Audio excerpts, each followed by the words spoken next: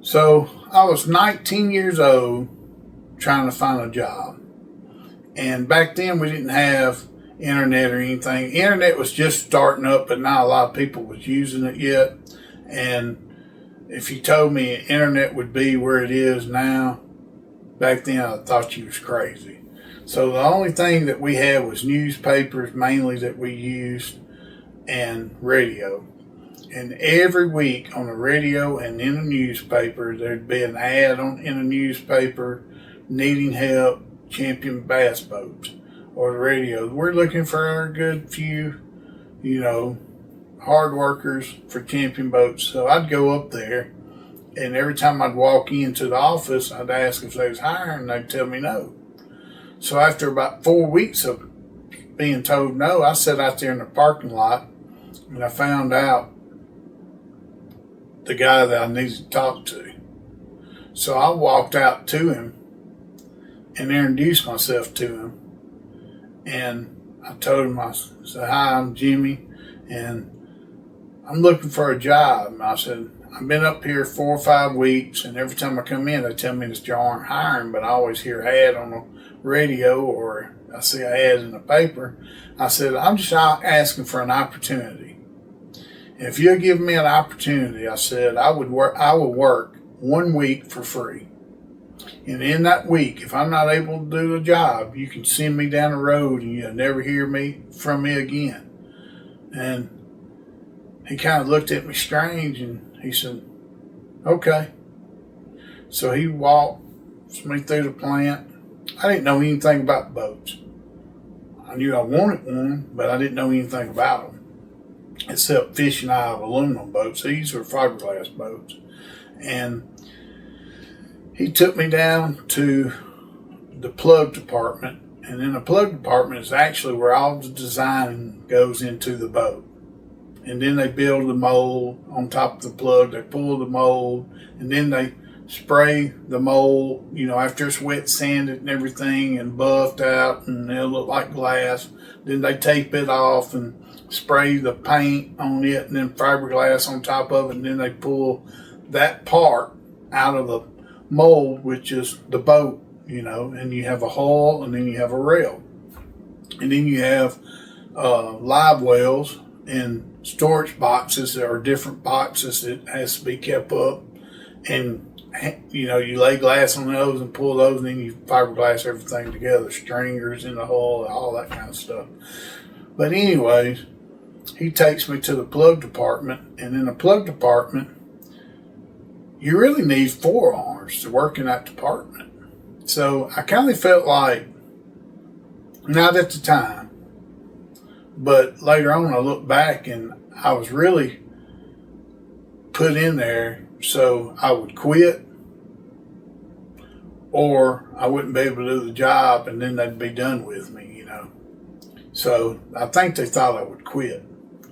But it really took, when I said it really took, you really needed forearms, because sometimes you'd be using anywhere from a 2-foot level to an 8-foot level. And you would have this big mixing board that you would make out of plywood, and you would mix your Bondo on there, and you would put your activator in it, and you'd turn it, and you'd have to mix it real good, and you had to be fast at it because the activator would make that Bondo hard as a brick.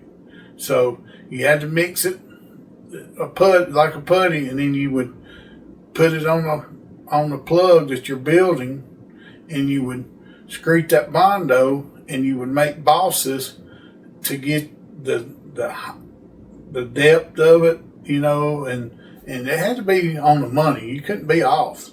And you had to sand your rate. I mean, you had to do, when you got done with that plug, it looked just like a part of the boat. I mean, it looked, if you was working on the hull, when you got done with the plug, it would look just like the bottom of the boat. So, anyways, I was doing that, and after about 3 days, Daryl, the plant manager, walks down the ramp. I thought, well, I'm done, I would come home, I'd have Bondo all over me. that stuff would be hard. I mean, it'd be like big old clots of, I don't know I mean, it'd just be all over me. I ruined every pair of blue jeans I had and shirts and hats too. But he came down that ramp and I thought, well, this is the day I'm gone. Well, believe it or not, he came down. He said, well, Jimmy, how's it going? I said, going good. I'm thinking, man, he's supposed to let me go. He said, well, he said, I just wanted you to know that I've been paying you since you started. We couldn't let you work here and not pay you. But I wanted you to also know that you have a job here as long as you want it. And my foreman his name was Daryl also. And he said, Daryl said you was doing a good job. Donnie, I'm sorry. His name was Donnie. He said, Donnie said you was doing a good job.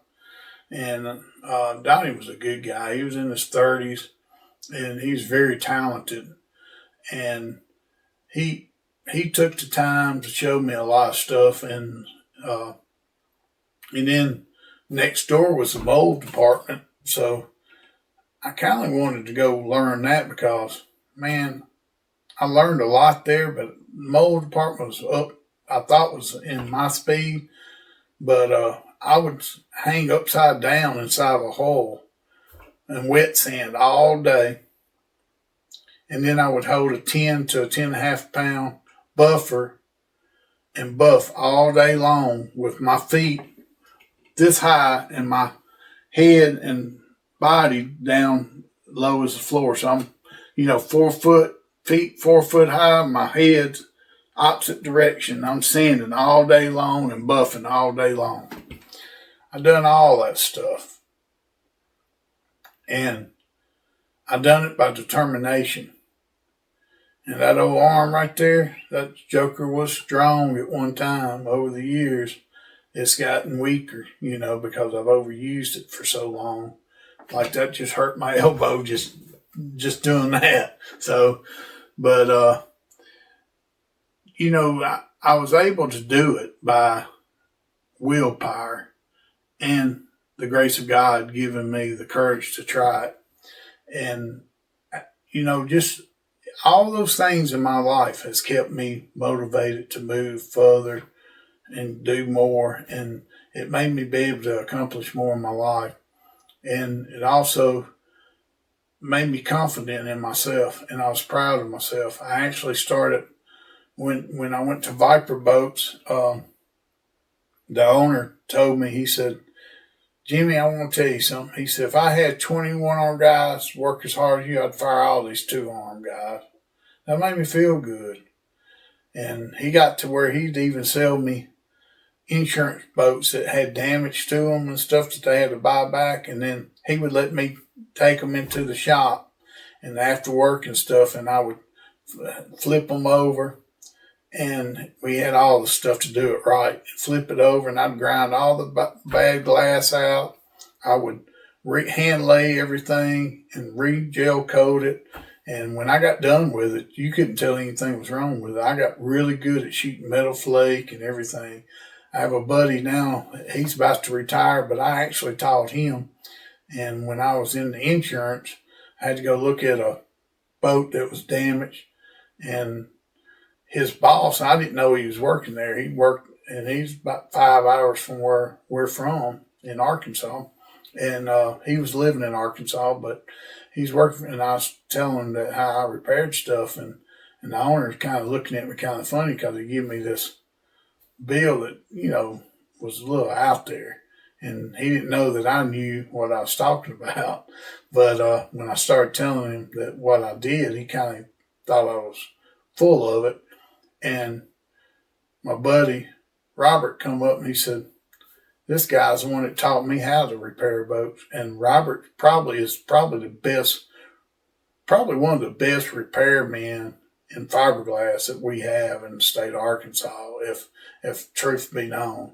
I hadn't talked to him in a couple of years, so I'm not sure if he's retired now or not. But I actually taught Robert how to repair fiberglass and shoot metal flake, and he taught me in return how to hand lay and do all the glass work, because when I went and done glass work, he was actually my boss. So tides changed, and we ended up being really good friends, and we learned a lot with each other, and nobody messed with us. Uh, and nobody would ever really treated me as if I had one arm. They didn't look at me though, hey, he's got one arm. They didn't look at me that way. They treated me just like anybody else, and I never felt like anybody ever talked about me, because I think I proved myself, and I think everybody had respect for me. So having the one arm was a difficult thing to get a job, but once I was able to get my foot in the door and to show what I could do, I never had any problems, and I was never treated with any kind of specialties, or, I mean, I done the work or I didn't work. I mean, they would get rid of me, but I was always able to do the work. So that was a great experience in my life. And thank y'all for listening. Please like and subscribe, and I'm gonna bring y'all some more videos. Have a good day.